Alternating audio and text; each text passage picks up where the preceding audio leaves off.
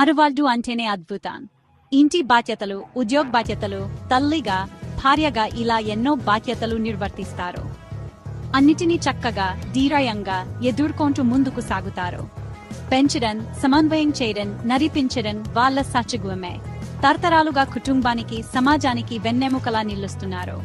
వాళ్ళే మనకు భరోసా, సమస్యలకు పరిష్కారం చూపేది వాడే, అందరినీ కంటికి రెప్లా చూసుకునేది కూడా వాడే. ఇప్పుడు అదే ధైర్యంతో ఉద్యోగాల్లో కూడా అద్భుతాలు సృష్టిస్తున్నారు. ఈ వ్యత్యాసం మహిళా శక్తికి నివారి. ఎన్నో బాధ్యతలు నిర్వర్తిస్తూనే చెంతను ఒక చిరు నవ్వుని చిందించే ప్రతి స్త్రీకి ఇది ఒక సెల్యూట్. వాళ్ళే మనందరికీ స్ఫూర్తి. ఒకప్పుడు స్త్రీల పాత్ర ఇంటికే పరిమితం అయి ఉండేది. ఇల్లు చూసుకోవడం, పిల్లలని పెంచడం, ఇంటి పనులు చేసుకోవడం ఇవే వాళ్ళ పని అనుకునేవారు. కానీ అలాంటి పరిస్థితులలో కూడా వారు అద్భుతమైన ధైర్యాన్ని, కోర్పుని ప్రదర్శించారు. పిల్లలని పెంచారు, ఇంటిని చక్కబెట్టారు, సమాజ హితం కోసం కృషి చేశారు. ప్రతి పురుషుడి వెనుక ఒక శక్తివంతమైన స్త్రీ ఉంటుంది అని అంటారు. ప్రతి తరం వెనుక కూడా గుర్తింపు లేని వీర నారీమణులు ఉన్నారు. కానీ కాలం మారింది. స్త్రీలు ఇప్పుడు సంప్రదాయ పాత్రలకు అతీతంగా ఎదుగుతున్నారు. వెలుగులోకి వస్తున్నారు. లోకంలో తమకంటూ ఒక స్థానాన్ని ఏర్పరచుకుంటున్నారు.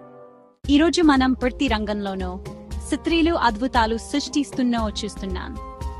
వ్యాపారం నుండి రాజకీయాలు, సైన్స్ నుండి టెక్నాలజీ వరకు ప్రతి రంగంలోనూ వారు తమదైన ముద్ర వేస్తున్నారు. వారు సీఈఓలు, శాస్త్రవేత్తలు, వైద్యులు, కళాకారులు, క్రీడాకారులు ఇలా ఎన్నో రంగాల్లో రాణిస్తున్నారు. ఉదాహరణకు పెప్సికో మాజీ సీఈఓ ఇందిరా నూయి తీసుకున్నా. కార్పొరేట్ రంగంలో పైకి ఎదగడం అంత సులభం కాదు. కానీ ఆమె అందరికీ ఒక తెలుగు బిడ్డగా సాధించి చూపించారు. వ్యాపార రంగంలో పైకి రావాలనుకునే ప్రతి స్త్రీకి ఆమె ఒక ఆదర్శం. ఇక భారతీయ పోలీస్ సర్వీస్ లో మొట్టమొదటి మహిళా ఆఫీసర్ కిరణ్ బేడి గురించి చెప్పుకోవాలి. ఎన్నో అడ్డంకులను అధిగమించి ఏకీకృత సేవల్లో స్త్రీలకు మార్గం సుగర్ చేశారు. ఈ మహిళలు వింట లాంటి ఇంకా ఎందరో మన అందరికీ ఒక స్ఫూర్తి. ఇల్లు, ఉద్యోగం రెండింటిని సమన్వయం చేసుకోవడం అంటే మామూలు విషయం కాదు. ఒకవైపు కుటుంబం, మరోవైపు ఉద్యోగం, వారి మధ్య ఒక సంతులనం సాధించడం అంత సులభం కాదు. సమాజం నుండి ఒత్తిడి, ఉద్యోగ స్థలంలో వివక్షత, ఇంకా ఎంత చేసినా తక్కువే అన్న ఒక ఆలోచన వల్ల స్త్రీలు ఎన్నో ఇబ్బందులు ఎదుర్కొంటున్నారు. కానీ ప్రతిఫలం మాత్రం చాలా గొప్పది.